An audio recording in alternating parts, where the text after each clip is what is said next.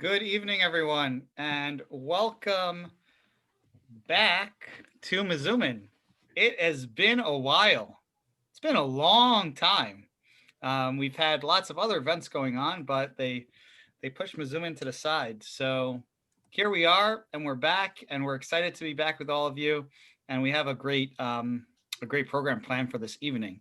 But let's first go to our fearless and esteemed leader, Rabbi Wahlberg, and find out what Rabbi Wahlberg has been up to for the last, month and a half or so. I was going to ask everybody, how did you spend your winter vacation? But I guess this isn't the right year to be asking that question. So I heard people say that they decided to go to their living room for vacation because they had spent more, most of the time in the other room. So they moved to their living room for vacation, and then they'll go back to their kitchen later on. But I've tried to make this into a useful experience, and this has given me time to do something that I've wanted to do for a while, and I am working on a book. And I'm hoping to have it in time for the centennial. And I think it's going to be pretty good.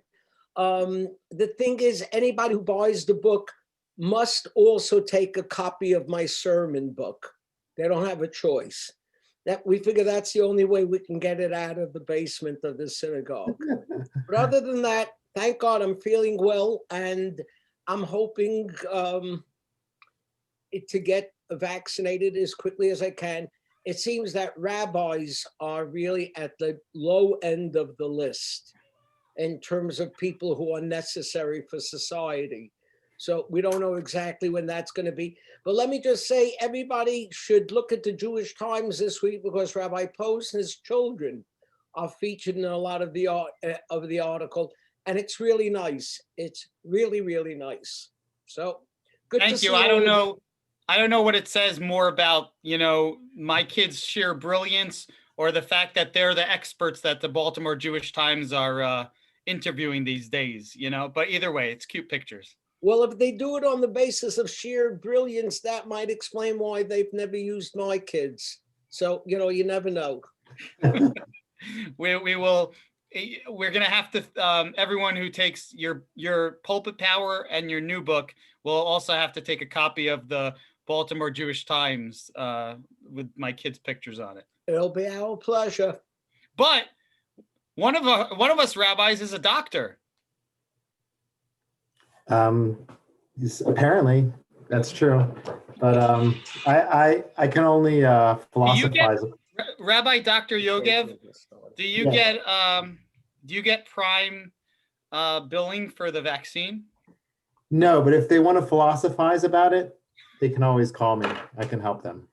That's the extent of my my credentials when it comes to that. Ron Davis, our president, told me that he got the shot, but I found out that the shot he got was for rabies. So we don't know yet where we stand with it.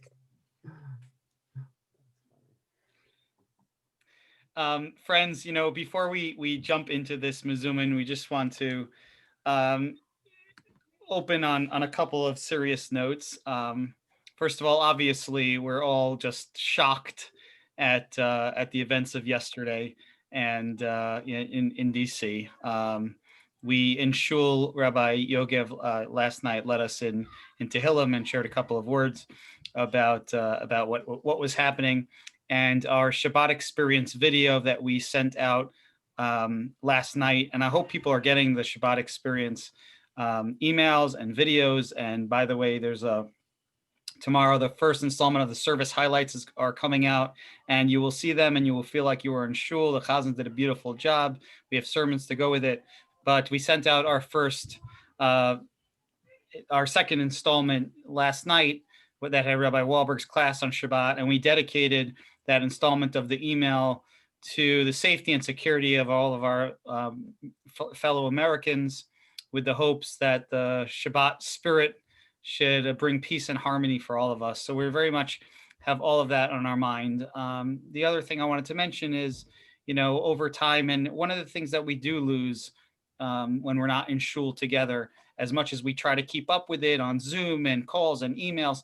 But when someone passes away and there's a shiva, those things don't happen, in the same way that they used to. And we don't usually call out anyone specific, because I don't want to leave someone out. And there may very well be others on here who have had recent losses. And I apologize if I'm sort of skipping over you. I just looking on my screen and I see Ellen Karp here. And Ellen and Charlie they are big fans of MeZOOMin. They were always on together. And Charlie passed away very recently. And I just want to extend our condolences to Ellen and to let you know that it's very, very good to see you on the screen and that we're thinking about you. And we're glad to have you on here. We miss having Charlie sitting next to you on here, but we like to imagine that he's watching. I think they get MeZOOMin up there where he is, and I hope that he's watching and that he's enjoying as well. So Rabbi Yogev, do you have our trivia question for today? Yes, we do. Let's get to that right now. All right, here's our trivia question for today. Make this bigger. So it's kind of like, can you see it okay, Rabbi Poster? Yeah. Yes. Okay, so it's less of a trivia question and more of an opinion question. So every answer is right. I thought it'd be proper, because all of us are going through different emotions and experiencing things differently. One symbol of Judaism that provides a lot of hope is the burning bush. It's in our parsha. And I'm wondering which one of these themes most resonates with you today. The idea of resiliency. So the burning bush kept burning and it didn't go out. Some commentators say this highlights that even in tough times, our inner fire will keep going as a nation or as an American, as American society. Second one is Hashem helps. So Hashem did a miracle with the burning bush. And so this also hints to the fact that Hashem will continue to be with us and help us in strong and perhaps miraculous ways. And then the last one is that Hashem's close. So Hashem performed a miracle for the lowly bush. He could have done it on a mountain, could have done it with in the sky with thunder and lightning. It was on a lowly bush. And this hints to the fact that God is with us even in our low times. So I'm wondering which one of these resonates with you most. There's no correct answer. I'll share my feelings on this afterwards. A, B, or C. And this isn't one of those opinion questions where the teacher tells the kid they had the wrong opinion. No, this is the one where we tell everybody's right, and we really mean it this time. So you can put it in A is resiliency, B is that Hashem helps, and C is that Hashem is close. Put that in A, B, or C in the comment section. So we hope that you got as sort of as hinted to with that. And thanks. We see the people answers are coming in. So awesome. Keep them coming. We sort of hinted to the theme of our program this evening with that trivia question, with the idea of resiliency. So Rabbi Wahlberg, do you want to tell everyone about our special guest this evening? Yes, we really are thrilled to have a very special guest this evening, Dr. Tova Rubin. I'm going to tell you a lot more about Tova Rubin in a couple of minutes. But for all of us here at Beth Tefillah, what you have to know is one of her claims to fame, but only one, is that she is the daughter of Carol and Albert Rubin.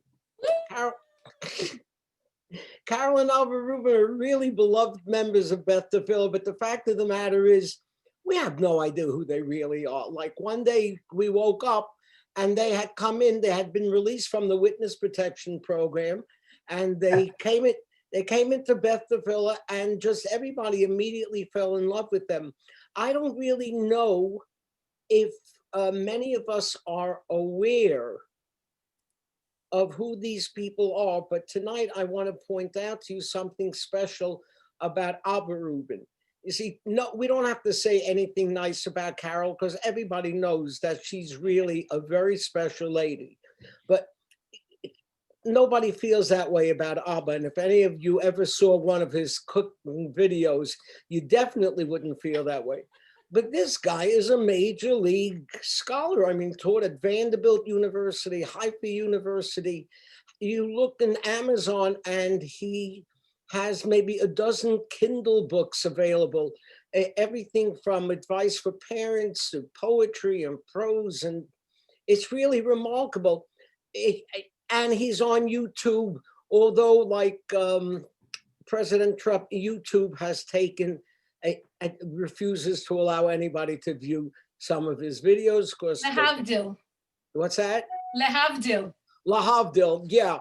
But I want to show you a very, very nice picture. Can we see the picture, which will bring things together a little bit? Rabbi Yogev. Mhm.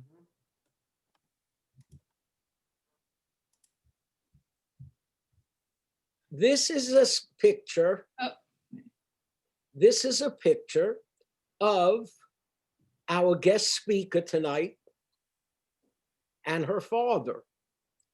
How old were you, Tova, when this was taken? I was 8. And your father? A little older than that. A little over than that. Well, I want all of you to know this weekend, our Rubin is celebrating his 80th birthday.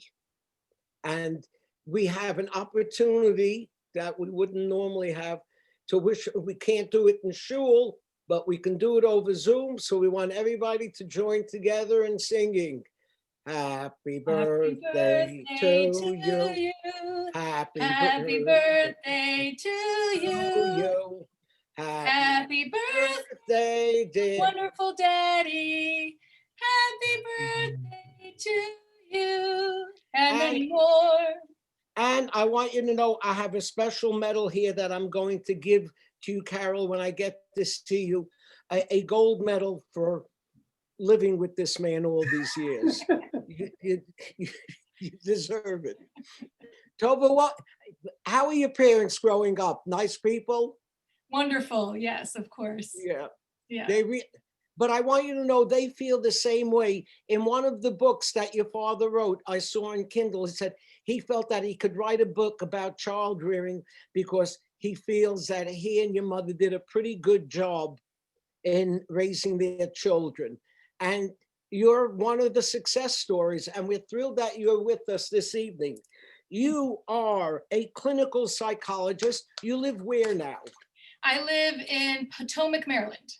You live in Potomac, Maryland. And the shul, I go to the shul that you were a rabbi. Oh my God, you Beth go to Shalom. Beth Shalom. I do, with Rabbi Antine and Sarah. Isn't that nice? Wow. Yeah, Wow, they're wonderful. That's really nice. Mhm. Now, but before you were in Potomac, Maryland, you've been around, lady. I lived in San Antonio, Texas for about 12 years. You completed a residency and a postdoctoral fellowship there. Yes. You served as clinical faculty at the University of Texas Health Science Center. Yeah. And now you are an expert in the emerging field of positive psychology. Yes. Positive psychology. This was one of the reasons we wanted to have you this evening, because a little positivity would be nice these days. I understand that you have been on the lecture circuit, giving lectures on something called happiness. Finding happiness in times of crappiness. Now, you see, that sounds like a Wahlberg sermon. Happiness in times of crappiness. Okay. Mm-hmm. This is about as crappy as it gets. So it's all yours, Dr. Rubin. Well, thank you. You know, positive psychology, just for a little history and background, came along because for most of the beginning of psychology of the field, until the 1980s, from the 1800s, it was all about, psychology was about studying depression, anxiety, schizophrenia, all the really negative, difficult emotions and troubles that people had. And then Dr. Seligman from Penn decided at some point, wait a minute, what if we use the tools that we've been using to study what we now call kind of negative psychology, and really start studying flourishing and success and happiness and see if we can learn something about that. And so, you know, we've been studying it ever since and gotten really good information. And so we really know a lot about what helps people be happier and lead happier lives. And it's exciting, you know, it used to be, we were just trying to relieve symptoms and get people to some kind of baseline of 0. And now we're saying, really, we can take people from 0 to infinity. I mean, there's no limit. You can always be happier than you are. And happier is an important word because Dr. Tal Ben-Shahar, who's one of my mentors and was a professor at Harvard who taught the most popular course called Positive Psychology, he basically wrote a book called Happier because he said it's not about being happy or not happy. It's about just moving the needle in the direction of positivity, which is great because no matter where you are, you can still move. And so I got to interview him about this topic for my happiness crappiness talk. And he said that there were really 3 things people should focus on. So I'm going to tell you those 3 things, and I'm going to add my own 2 things in 10 minutes. Okay, so Tal said that the 3 things we should do is, number 1, accept the feelings, whatever they are. Sometimes with positive psychology, people think it's sort of this, you know, no matter what's happening, you can always be grateful. But the truth is that sometimes when we do that, we don't really deal with our true feelings. There's some repression and denial of the difficult things, and it actually takes a lot of energy to keep holding all of that negativity back. And so what he recommends, and what psychologists would recommend, is to let yourself feel the negative feelings as well. Not to stay there, but to at least let it wash over you and accept, yes, we're lucky we have a home, we have food, but there are a lot of things that are terrible right now. You know, a lot of us, some people I know, for Ellen, it sounds like a very painful time. I work a lot with people in the geriatric community and lost 2 clients, one to COVID. I know the suicide rates are high because of COVID as well, because the mental health aspect of it. My kids have lost their summer camp. One of my daughters lost the first half of her junior year of high school, having a social time. You know, kids have lost so much as well. We don't have Shabbat dinner with our friends and family. We don't see our grandkids or children or cousins. So there's a lot of loss, and it's important. I sometimes recommend for people to make a list of the things that they've lost, and for each of those things to grieve a little bit and really spend some time. You don't want to get lost in it, but you definitely want to spend enough time there so that you're not always pushing those feelings away. So that's one. If there are any questions, feel free to put them in the chat. I'll keep an eye on it and be very happy to answer any questions if you have them, or thoughts or comments. Okay, number 2, he says, is to move. And formally we call it exercise, but really just movement. It's so important. And we know that movement, when you really exercise and move a lot, it has the same effect as, you know, medication for depression, for anxiety. It helps with memory, it helps with aging, it helps with mood stability. So exercising any way that you can. And I asked Dr. Ben-Shahar, I said, well, what about if someone's very depressed and can't get themselves to move? Like, what would you recommend? And his answer was not super satisfying. He said, well, they need to anyway. But the truth is that if you think about it, if you don't move, you really can spiral down if you don't exercise at all. So whatever you can do, if you're sitting and you move your arms, if you put music on and kind of dance around a little bit, if you take a walk, go up and down the hall in your house, whatever you can do, any movement is better than no movement. So that's number 2. And number 3, he said, is to cultivate relationships. And that's the most important one. And you say, well, how can I cultivate relationships? I can't see my friends. I can't talk to them. You know, being on Zoom, it's just not the same. Well, there's a big difference between not the same and nothing. You know, so we call it kind of the 80% rule. You might not get 100%, but you can get 80%. We've had some beautiful Zooms with our family. I have regular Zooms with some friends, and you know, it's not ideal. You know, we could take a walk outside with somebody, stay in touch, stay connected. It's so important. It's really a lifesaver. So those were Tal's suggestions. From my perspective, I would say another thing that we do a lot in positive psychology is we say, you know, sometimes it's very black and white thinking. We say, you know, I'm so unhappy right now and I don't know how to be happy. What should I do? And we're looking for some big miracle answer. But what we like is the 3% better rule. You can't make your day 100% better. But if you can make it 3% better, that's a start. So things like when you're in the car, having upbeat music playing. You know, if you have to do some laundry, call a friend and do that while you're talking to them. Whatever you can do to make your day 3% better, you know, having a little chocolate kiss, you know, here or there, something that you can do to lift your spirits, even if it's just 3%, is so much better than nothing, because it builds and it moves you the spiral in the other direction. It helps us move the needle and move the direction towards positive. And so the last thing I'm going to talk about is what I say is, when you can't go out, you have to go in. And so I'm going to give you some examples of that. Okay. So what we're talking about is really embracing our sensory world, which we all have, because you can't go out into the outside world, but we are an incredible body with incredible senses. So I want everyone to do a little activity with me. Okay. I want you to close your eyes. Rabbi Wahlberg, I'm watching you, so make sure you close them. Okay. Oh, closing my eyes, I'm very good at. Okay, let's see.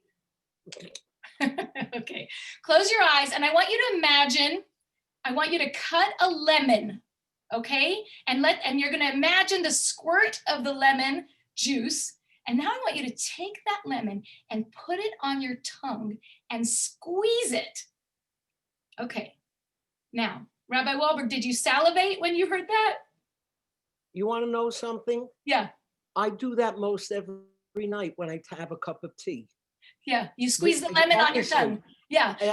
Absolutely. Yes. Well, just think about the power you just had. We imagined doing it. We didn't even do it. And I saw your faces. I can see went like this. No. And you felt salivation in your mouth just by imagining it. You didn't even have a lemon. This is the power of our mind. You don't even have to have anything. Your imagination. I mean, I went with the lemon because it's more potent, but think about chocolate ice cream or whatever your favorite food is. For my dad, that's pretty much anything. Excuse me, can I just say, I have tried the lemon and I have tried moving. The lemon is much easier. Yeah, the lemon is easier, agreed. But you know, the truth is, you know, this example, obviously I use the sense of taste, right? And it's available to you to imagine, and it's so powerful, even if there's no actual food in front of you. But think about your sense of smell. You know, if you put some really wonderful smells around you, you know, we have the besamim on Shabbat.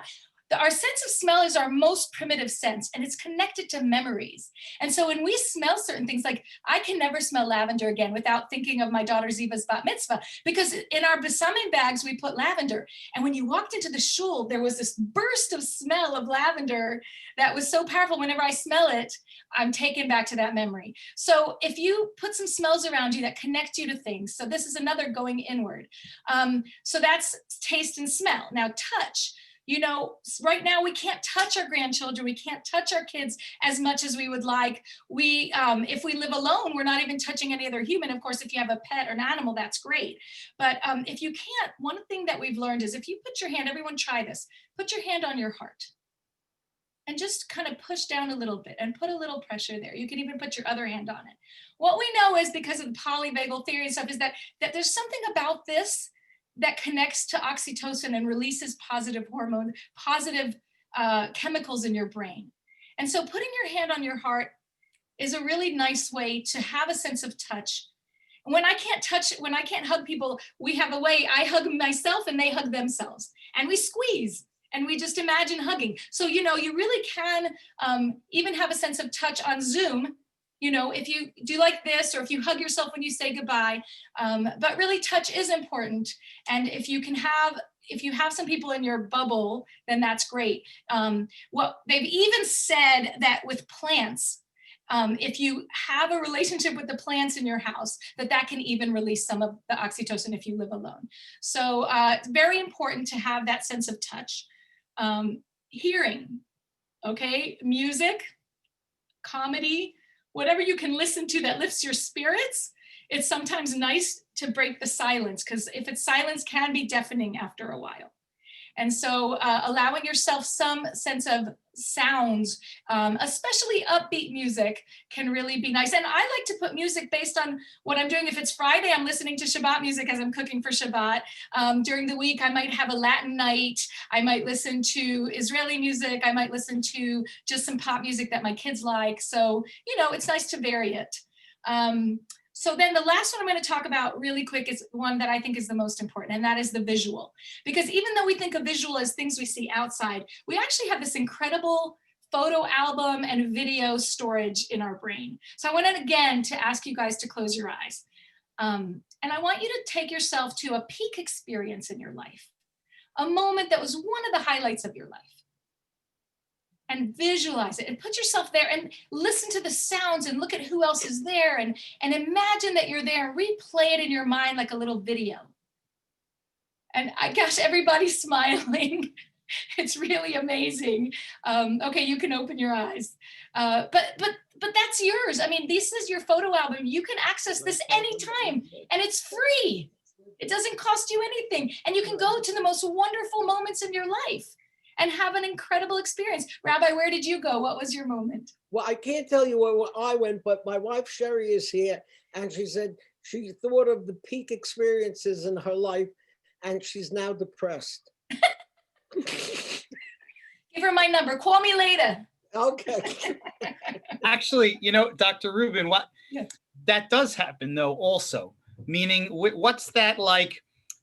Can you speak to that turning point or so where like that pain pleasure? Yeah. Well, I am not opposed to painful feelings. I think that they're a part of life as much as positive feelings. And so, Rabbi, I think, if you're thinking of a peak experience and somebody that you loved was there and they're no longer with us and you feel sad about them, and let yourself accept that feeling and feel sad, because obviously, you got to feel what you feel. And if you never loved anyone, you'll never feel sad. It's a part of life. But it is, it isn't the goal. So it is better to pick a peak experience if you're trying to lift your spirits, one that is a little less likely to lead to that. But if it goes there, I believe you go there because, painful feelings are like waves. Well, all feelings are. And so they come and they hit you, but they will ebb and flow and go away as well if you don't fight them. But the more you fight it, actually, the bigger it gets. So the last little activity we're going to do, did I answer your question, Rabbi Posner? Okay. The last little activity is we're going to, when you're feeling very anxious, and these are anxious times, and yesterday was anxious, it was anxiety producing in a lot of ways. Someone sent me a message that they said they had the free trial for 2021 and they don't want it. They want to send it back. So I want us to, again, go inward and choose a favorite place, a place where you feel very safe and warm and loving. And you can close your eyes and put yourself in that place, whether it's an outdoor place that you love or your room or your bed or from some trip that you took, and put yourself in that place and feel what you would feel if you were actually sitting there, if you were actually in that place. So I'm going to give you a second to do that. And I would be very surprised if you're not feeling calmer and if you're not feeling a little less anxious. And again, you have access to this all the time. It's inside of you. Rabbi Yogev, come back now. Come back to it. Yo, hey. I fell asleep for a minute. Anyway, that's all I got. That's a starting point. So I hope that was helpful. No. This is just the start. I mean, this is the start. Let me ask you, first of all, Rabbi Yogev, you're interested in what's called mindfulness. For sure. Yeah, I teach mindfulness. Oh, yes. You teach mindfulness. Mm-hmm. Yes. Yeah. What is mindfulness? Can we do a little mindfulness activity? It'll take Dr. 5 Rubin, minutes. Dr. Rubin, this is great because when Rabbi Yogev talks about this, Rabbi Wahlberg makes fun of him. But now that we have an expert on here, maybe he'll take it serious. Yeah, absolutely. For tonight. If he doesn't make fun of me, I'll be insulted. I never asked Rabbi Yogev what mindfulness is, but you, yes. Well, we know what mindlessness is. It's doing things and not even knowing what we're doing. But I want to do a little mindfulness activity. And what I need everyone to do is really quick, go to your kitchen or somewhere in your house, which is positive because we're all in our homes right now, and grab either a raisin, a chocolate chip, an olive, one little teeny morsel of food. Don't eat it. Dr. Don't Rubin, eat anything. Just take Dr. it. Rubin, look around the screen, okay? It's not really quick. Give us about 5 minutes. Take your time. Go to the kitchen. Come on, people, move. It's good for you. Catch time, catch time. Are Let's you go. Mom, what did you get? Hold it up. You know the problem? Because half the people aren't wearing pants, so they don't want to get up in the middle of Thank God. We'll give them a couple of minutes. But you know, while they're gone, no, I shouldn't say anything while they're gone. 'Cause We're getting something. You're getting something? Good. Yeah, Sherry's getting me something. Okay. Don't eat it yet, Dad. And please, when you started with the lemon, I was afraid you were going to ask your father to show us how to peel it. No better. If you don't mind, in the chat, just tell me what you got. Can I use a potato chip? Yes, but don't eat it yet. No, I didn't make a bracha. I'm a rule follower, so I got a raisin. Thank you very much. And you can type it in. Okay, somebody said a craisin. Good. Very nice, Marion. Let's see, a raisin.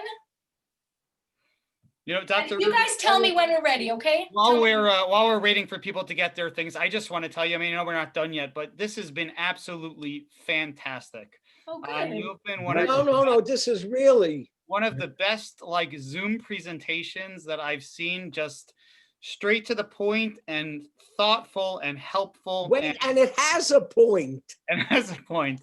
Yeah. How many do we have of that? Well, thank you. That's really nice, right, Professor? That's really nice. Helen Gordon, have you learned anything from this? Thumb up or down? Chocolate chip, chocolate. Okay, tell me, guys, when we should start. Okay, I'm gonna let you guys. Go ahead. Okay, go ahead. Okay, so don't put it in your mouth yet, Rabbi. Okay, put it on your hand. Put it on the palm of your hand and look at it. And in the chat, give me 1 or 2 adjectives to describe it. And those who are not muted, you can just say them out loud. Give me a couple words to describe it. Just 1 or 2 adjectives. Crunchy.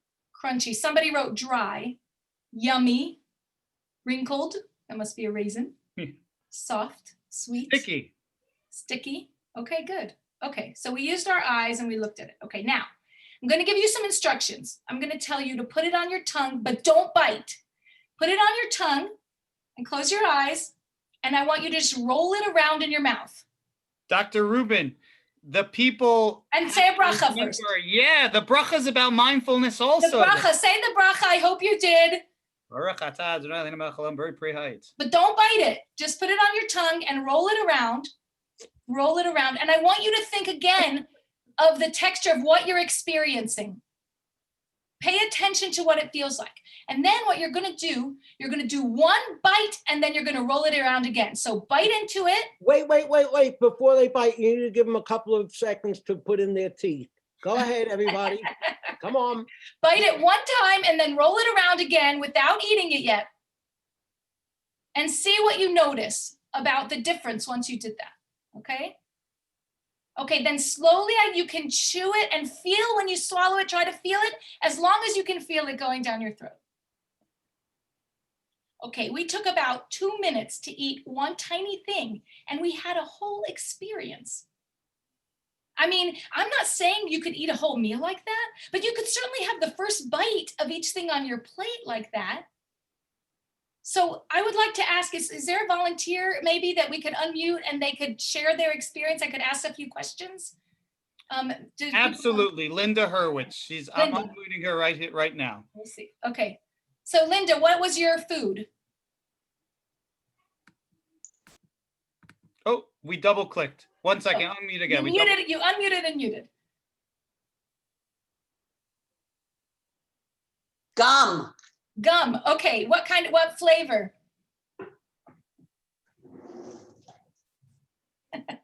Peppermint. Okay, so tell me what was different about eating it this way. What did you feel when you first put Never bitten in gum just with 1 bite. What happened? It slowed the process and made me appreciate the chewing. Yeah, when you first put it on your tongue before you bit it, what did it feel like?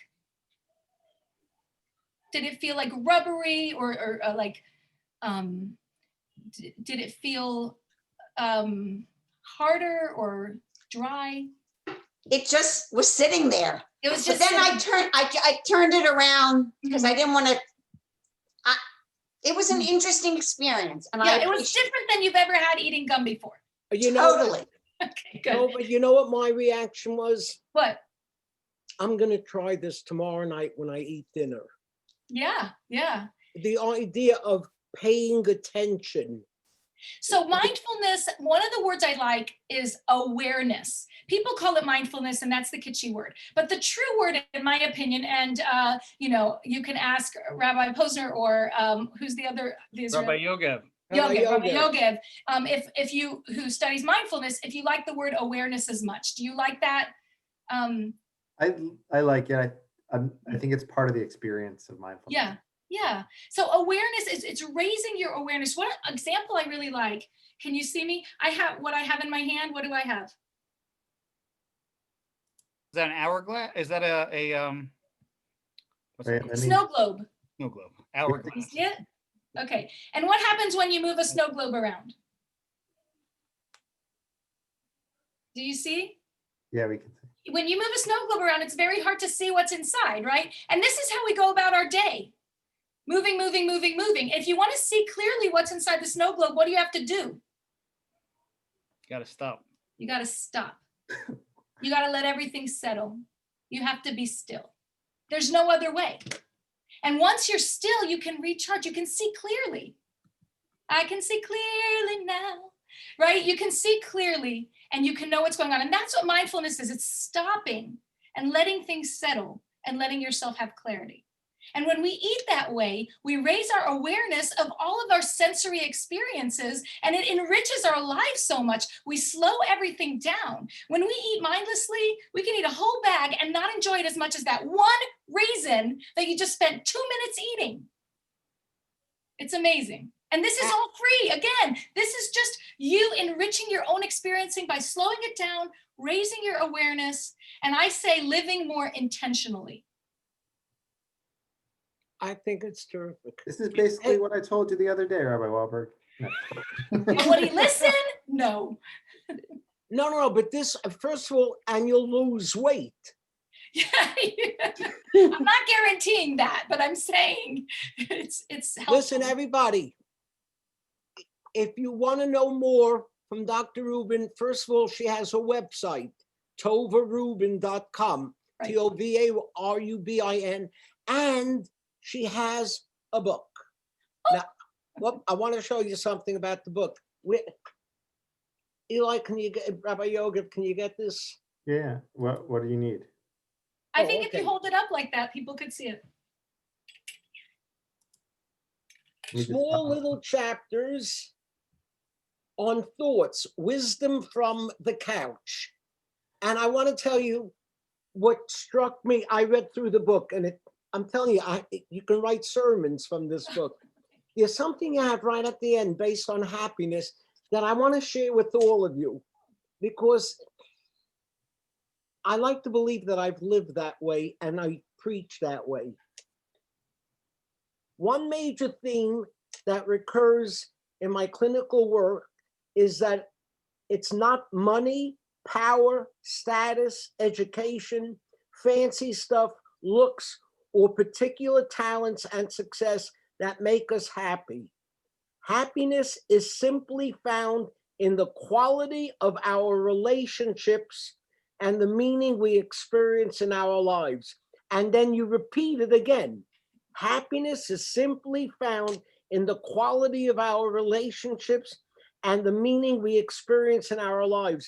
We all oftentimes say that a parent is as happy as their most miserable child. Yes, yes. So the nature of our relationships, like, oh, I always feel I'm the luckiest person in the world. I have such great relationships with my family, with my children, with my brothers, with my congregation. Rabbi Wahlberg, it's interesting you said you're lucky. May I interrupt? Please. So there's some really interesting research on luck in the positive psychology world. I'm a big believer in luck. Well, what they found is they took two groups of people. They took a bunch of people and they asked them questionnaires, and they found a group of people that felt that they were lucky and a group of people that felt that they were unlucky. And then they put them through a scenario. They said, you're at a bank and suddenly a bank robber comes in, shoots, you get shot in the leg, no one else gets shot, and they run out.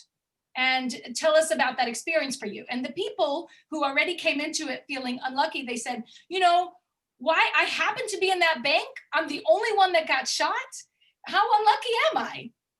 And you know what the other people said in the lucky group. What did they say, Rabbi? God, I only got shot in the leg. No one else got hurt. We survived. Nah, forget about that. I only got shot in the leg. So, you know, really luck is perception.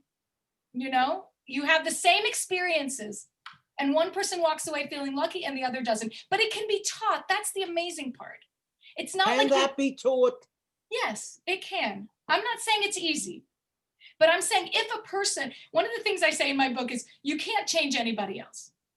But if someone wants to change, they absolutely can. It takes work, but they can, or I would be out of business. But aren't some babies born with a smile and they're smiling the rest of their lives, and others with the frown and they have that frown the rest of their lives? For sure, you know, if you want to get into the genetics environment conversation, you know, I mean, we know that they both play a role, but you can always move the needle and be happier, bringing it back around. I want all of you to hear that. It's very important.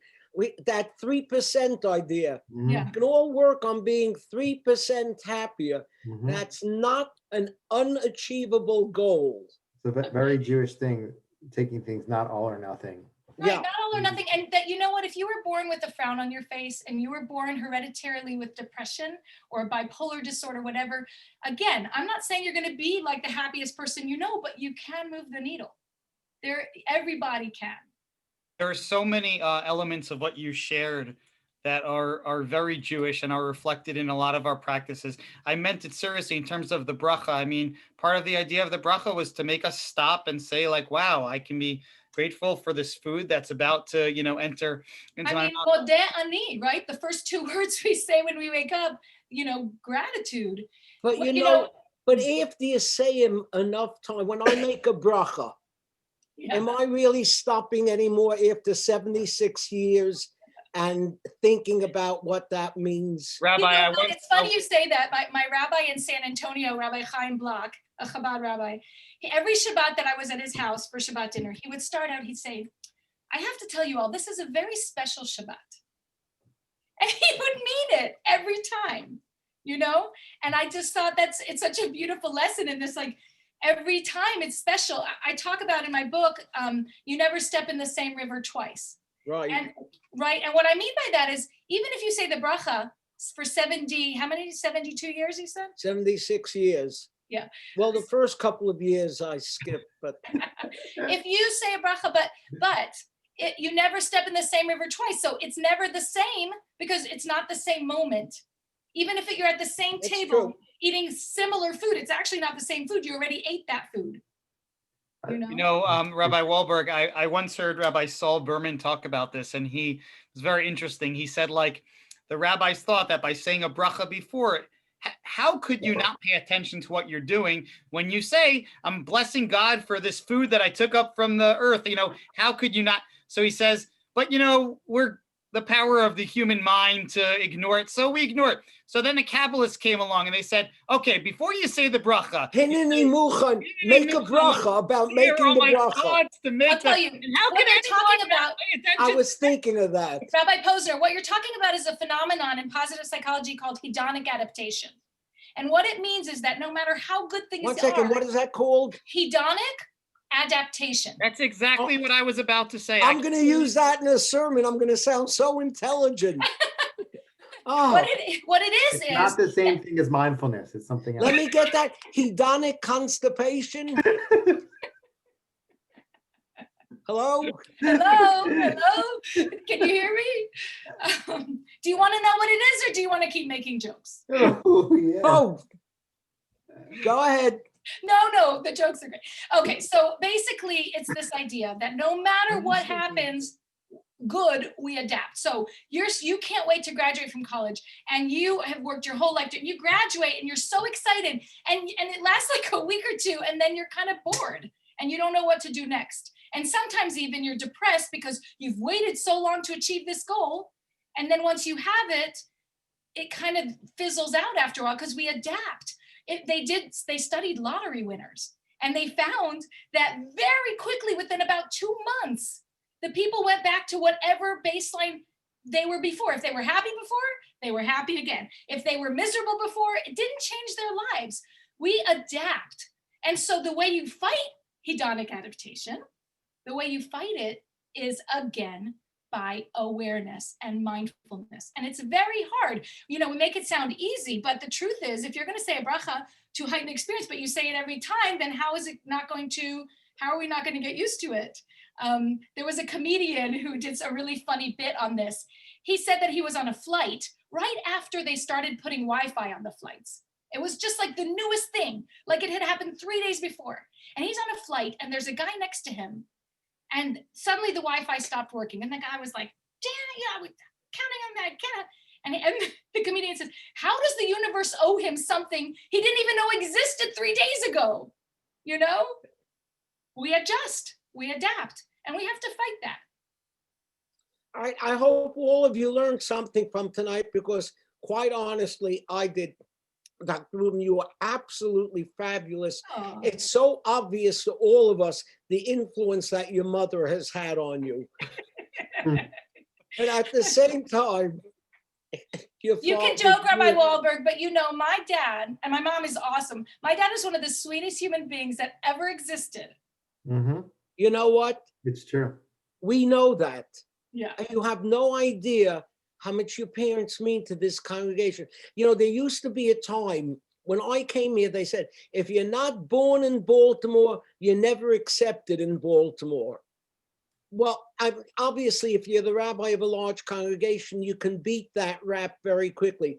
But your parents are living proof of the fact that if you're nice people, Baltimore will envelop you with open arms, because we're getting the better of the deal. So Abba, a happy birthday to you once again. Should celebrate many more with continued nachas together with Carol. And Rabbi Posner, you want to wrap it up? Yeah, just to sort of bring this home to everyone, if you walk in our hallway near Rabbi Wahlberg's office and you see we have an Omer counter there, that Omer counter was made by Carol. Hi, Carol. And now I want, whenever you walk in there, it was designed and invented. Designed, invented, and made by Carol. And now whenever you walk in there and you see that, I want you to remember that you can make yourself just 3% happier for the day. Every single day. Yeah. Every single day. This was great, Dr. Rubin. Thank you so very much. Let's remember next week. Yeah, go ahead, Rabbi. Next week, we really have a very, very unique and special program. We have Rabbi Capers Flinier, who is the leading Black rabbi in the United States. And we are going to have Mia King, who is Reverend King's daughter, who is a pastor in the Liberty Grace Church. And we're going to be discussing Black-Jewish relations in view of the fact that that weekend is Martin Luther King's birthday. And we're doing it together with Liberty Grace Church, and it should really be quite an experience. So we look forward to having all of you there. And in the meantime, stay in, stay well, take good care of yourselves. And Dr. Rubin, again, thank you so very, very much. It's my pleasure. So nice to meet you all and see you all. Good night. Thank you. Bye. So much. Okay.